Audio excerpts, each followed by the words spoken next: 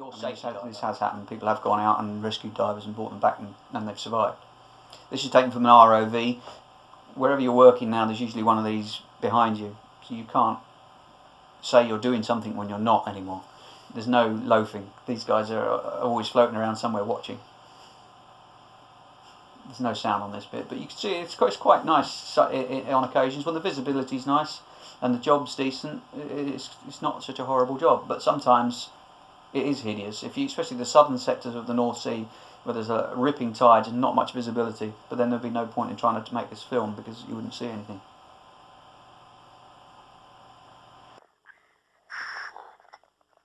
This guy here is burning the top of the wellhead. When we explode this part, it'll fall to the seabed, and we're burning some holes so that we can lift it and recover it back to the deck. Now, he couldn't do it from the outside, so he's got down inside the well, and using pressurised oxygen and creating an electronic arc, you can set the oxygen on fire and it will burn through metal, which is what he's doing here.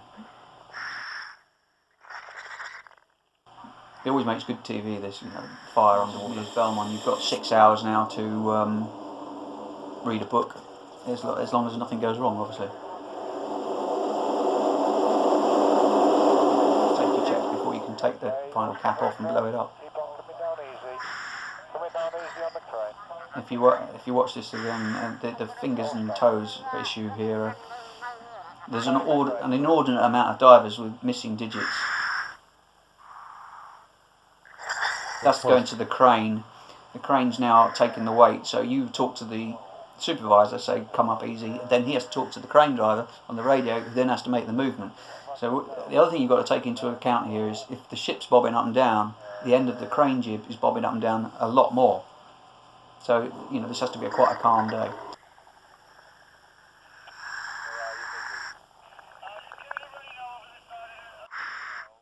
Okay, say this is the end of the dive. You then have to climb up your umbilical back to the clump weight, which is hanging under the bell. So that's the clump weight coming into view there. You can see the bell above.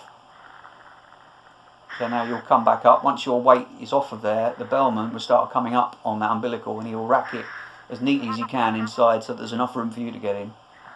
And then when you're up, the next guy will come up and the same thing will happen again. Then when this bell goes back, another team is ready, waiting like we were there. So when you go back alongside, the bell goes straight back into the water and it's working. These ships work 24 hours a day, day and night. It makes no difference whether it's day or night. Of course, if you have the two bells, there's not even a break in time when there's nobody working.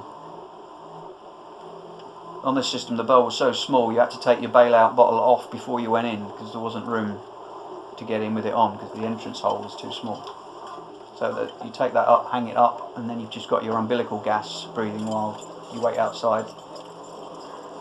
I think if the HSE ever worked out the weight that you're carrying when you come out of the water with all this gear, they would just say you can't do it, it's not possible.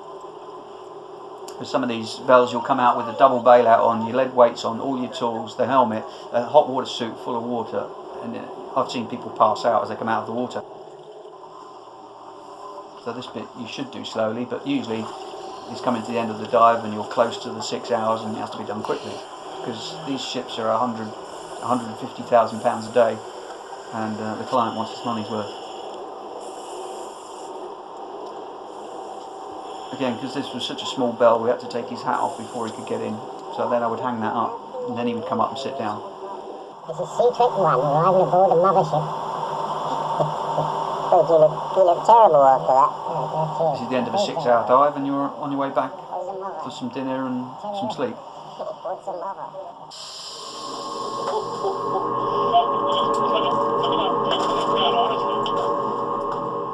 Lots of these guys are ex-Navy, like myself. The guy I'm talking to there, Greg Harrison, he's ex-Navy.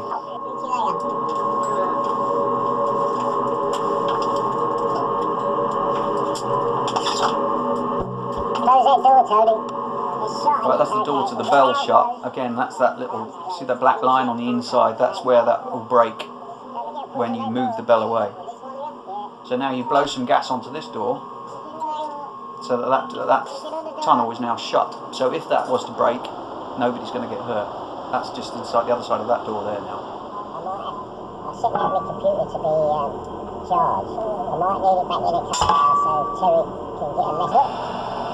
Yeah, if possible. If you see the medical lock here, this is where your connection with the outside door. If you see that 2-inch thick door there, that's in that comes your meals, your pot hot as they always call it, which is hot water. Then you can make your tea or coffee.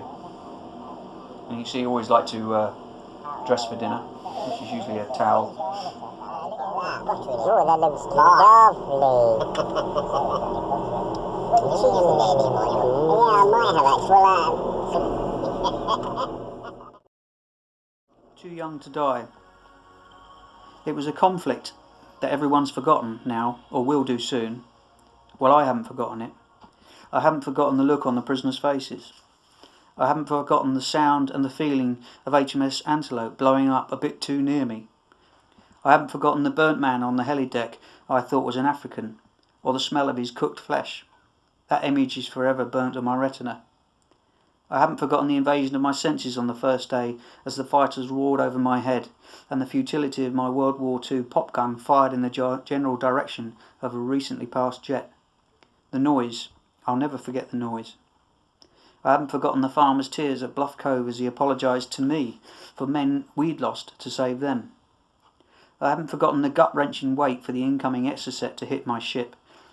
And indeed, I haven't forgotten that for some, that was the very last wait of their lives. And whenever I smell a wood bonfire, I think of the stink of the prisoners, and then comes the smell of shit. War doesn't prove who's right, only who's left.